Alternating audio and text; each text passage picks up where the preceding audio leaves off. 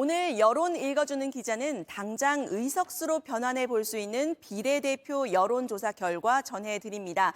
내일이 총선이라면 비례대표 국회의원으로 어느 정당을 뽑을 건지 물었더니요.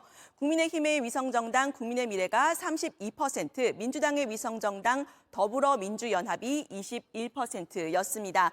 그런데 두 당보다 더 눈에 띄는 건요. 조국 전 장관이 창당한 조국혁신당의 지지율 19%입니다. 더민주연합과는 불과 2%포인트 차로 나타났습니다. 만약에 이 여론조사 결과를 실제 득표라고 가정한다면요. 비례대표 전체 46석 중에서 더민주연합은 12석에서 14석, 국민의미래는 18석에서 20석, 조국혁신당은 11석에서 13석, 개혁신당은 1석에서 3석을 얻을 것으로 추정됩니다. 창당한 지 한 달도 안 된 조국혁신당이 선전하는 이유, 조국혁신당이 강조하는 구호가 있죠.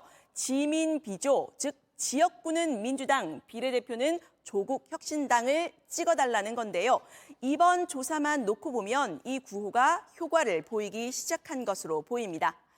그래서 오늘 여기가 주목한 곳은 바로 여기, 이 이재명 대표 지지자의 변심입니다. 이번 JTBC 조사에서는 처음으로 지난 대선 때 누구를 지지했는지를 물어서요. 현재 표심을 분석해봤습니다. 지난 대선에서 이재명 대표를 찍은 사람 중 비례대표 후보로 더민주연합을 찍겠다는 비율은 이 36%였습니다. 그런데 오차범위 내긴 하지만요. 그보다 더 4%포인트 높은 40%는 조국혁신당을 찍겠다고 한 걸로 나타났습니다. 전체 민주당 지지자들 중에서는 더민주연합을 찍겠다고 한 비율이 50%로 더 높게 나타난 것과 대비가 됩니다. 결과적으로 지난 대선에서 이 대표를 지지했던 핵심 표심 일부가 조국혁신당으로 이탈한 것으로 볼 수 있는 건데요. 조국혁신당은 민주당의 핵심 지지층이 포진한 곳, 그러니까 지역별로는 호남과 경기, 인천에서 그리고 연령별로는 40대에서 50대에서 이 지지율이 높게 나타났습니다.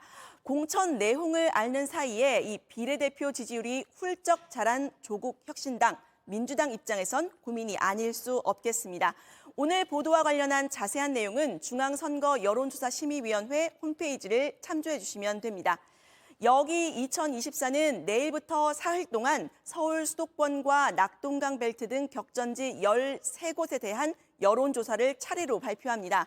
내일은 명룡대전이 벌어지는 인천 계양을을 비롯해서요. 서울 중성동갑, 경기 분당갑과 분당을, 서울 광진을까지 5곳에 대한 여론조사 결과를 보도합니다.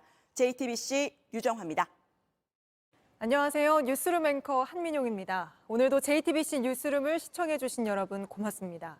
오늘 저녁에도 뉴스의 현장에서 찾아뵙겠습니다.